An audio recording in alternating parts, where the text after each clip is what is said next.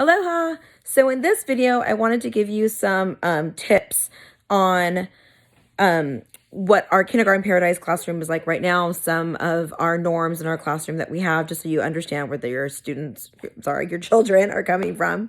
I also wanted to give some general advice about just setting up and boundaries in your house for this next month.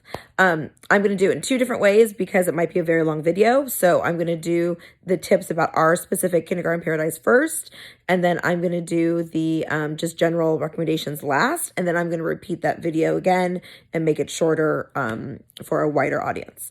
So our Kinder Paradise with our little Keikis, there's a couple things that I thought would be helpful for you to know, so you know where they're coming from when you're working with them and you're doing assignments. So you understand my class culture, so you know what they're used to. One of the things, talking about the social emotional first, is we're really into the growth mindset. We're really into it's okay to make mistakes. We give it a go. We try. It's okay to fail and make mistakes. And then also another thing that we really work on is our tone with how we speak to each other. So all of my friends know it's always okay to feel whatever you feel. It's what you do with that feeling. So if you're frustrated, if you're upset, if you're sad, if you're mad, that it's okay, but it's how you speak to someone. It's the tone. So all of my students should know the word tone right now and what it means, because I always say, watch your tone when you're talking it out, and I often have them work it out themselves, obviously with my support and guidance. But when I see a conflict, I try to stop it right away. Obviously, there's never any hands allowed in the class.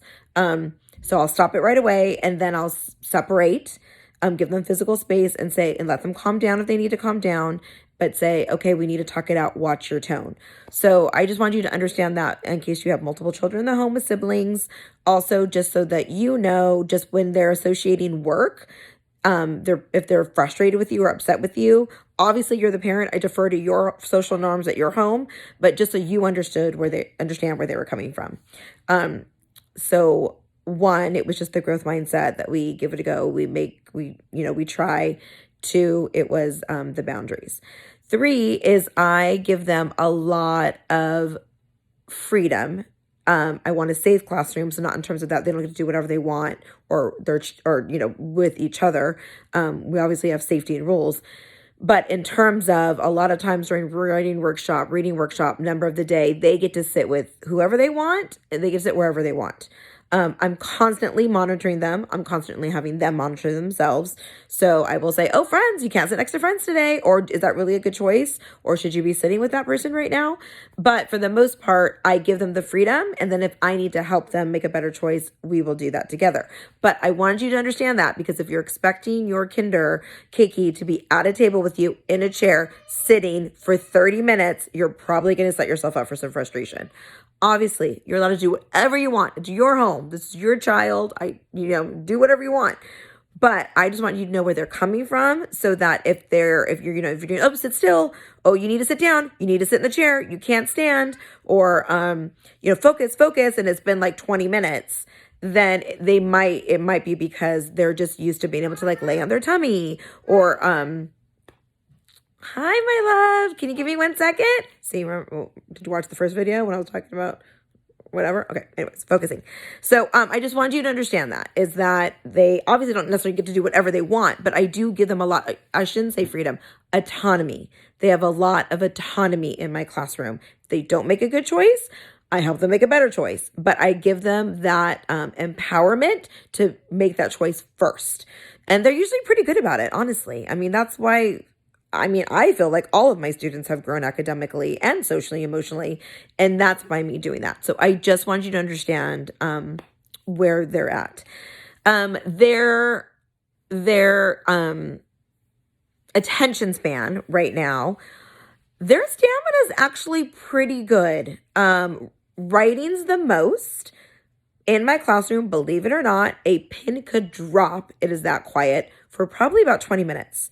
That one I am very, very strict about not speaking. They know that. If they're next to a friend, they are not saying a peep. Because if they say a peep, I move them, and they know that. So that's the one time of the day that it's totally silent. I always have music on. It's always soft music. It depends on the season. I have different music for the seasons. but they always have music. They can usually write for about 20 minutes. Obviously, a lot of that's illustrating, but that's part of storytelling. And then they're also writing. Everyone in my room right now can write at least a word. Most of them are onto a sentence or multiple sentences. Reading is a little bit harder. I'd say their stamina is maybe 7 minutes to 10 minutes. That's a little bit more challenging right now. Some obviously more, but that number of the day in math, they could sit and do math forever. They love math. Counting collections math, that's something that's very hands-on fun. They can do that forever. So, and then anything with like penmanship writing, if you're like really focusing them on doing like kind of a worksheet assignment, it depends on what it is, but most of what I'm going to be doing with them is what we're already doing in class. That's kind of my goal. I'm setting most of it up tomorrow, but they are they should be able to sit and focus and do it until it's done. Like do the assignment until it's done. I'm just kind of looking at my notes really quick. The last thing is that in the beginning of the year, one of the first things that I did, which I still talk about a lot with them, is that they are the one that can choose. Whole body listening. They know 5 things. They could choose what they look at, what they say, what they're listening to, what their hands are doing, what their body's doing. They are in control of that. They know that. I'm constantly telling them they have the power to make the choice. So just so you know, when it comes to the work and effort and focus, those are the words I always use is, are you making a good choice right now? Are you focusing? Are you giving it your best effort? I really put it on them.